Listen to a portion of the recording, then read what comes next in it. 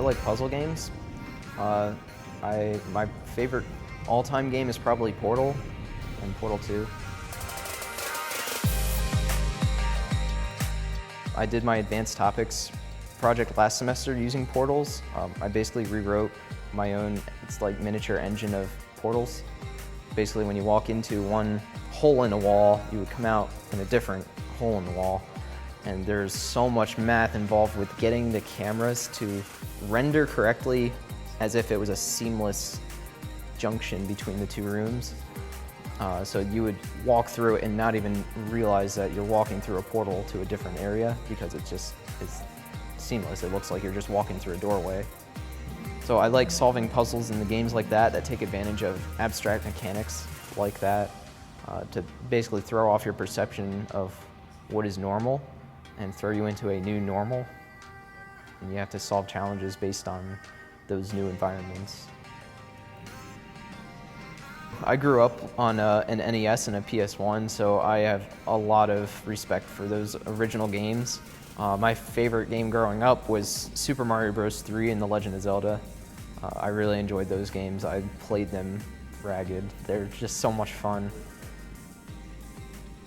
The systems back in like the 80s and 90s were extremely limited. Programmers had to be resourceful and very clever with the ways that they went about making these games. Today, programmers don't really have to worry about like memory constraints because now we got, 50 terabyte drives coming out soon? That's ridiculous. Nobody could have ever thought about that before. Then they had to work on systems that only had a couple kilobytes of memory total to work with. Their entire program had to run inside of that type of memory space, and the processors were extremely limited. I think that the programmers back then were probably stronger programmers than we have today because of this, the restraints that they had, and they had to be resourceful in more ways than one to do these things and make games that were fun to play on the limited resources. Can you imagine a world without video games? Thanks to industry pioneers like Atari, you don't have to. Atari brought arcade-style games like the tennis game Pong into homes in the 1970s. Today, Atari's founder Nolan Bushnell seeks to inspire a new generation by incorporating technology and practical life experiences into the classroom. It was more about an evolution in technology rather than an innovation on my part. I always knew the home game would be great if we could build it cheap enough.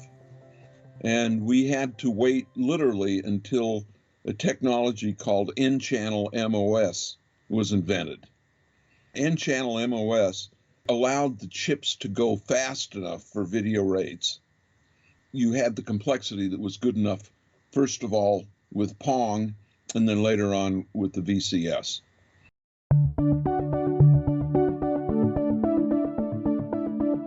If you were a geek in the 50s, it was ham radio. And so I wanted to get my ham radio license.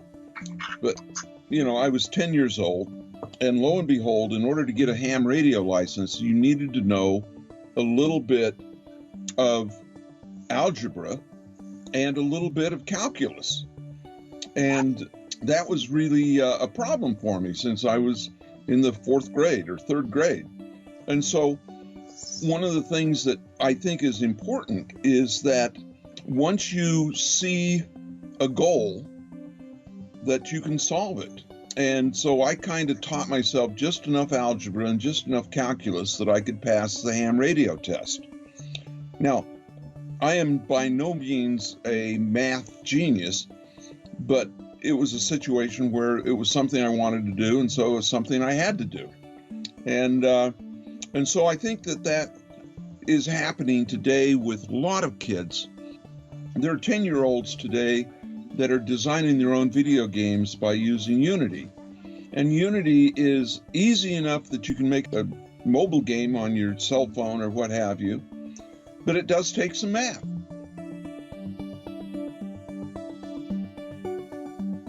One of the problems that you have in education, the kids have, is they don't know what they want to do when they grow up.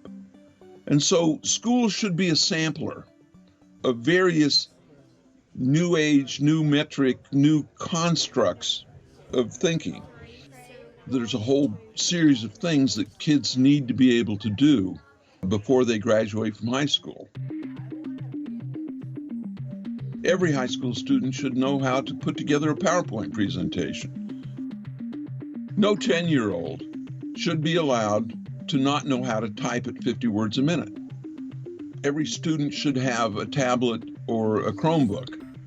Computers should be integrated into their school life, not just a computer lab that's tacked on to their school life, because a classroom should look more like a startup than like a classroom. You know, stuff like that. Interface life skills and school skills in a real way. And if the student doesn't want to come to school or is bored in school, it's our fault. We have to change what we're doing. We have to open up our eyes and say, there's got to be a better way. We need to find that way. And it's going to be different for different kids. And so therefore the individualization of education becomes even more important, where some kids are going to want to learn math using the language of baseball, and other kids are going to want to learn math on the language of science or the language of politics. Most of our kids today have been conditioned by the environment they see around them. Everybody has a cell phone, everybody has a smartphone.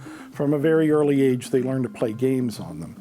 So if you structure the teaching and learning environment as a game, if you structure it as something where there are clearly defined goals and there are clearly defined objectives and there is a clearly defined process for leveling up, you know, I master this, I move to the next level, I master this, I move to the next level, the kids seem to respond to that very well.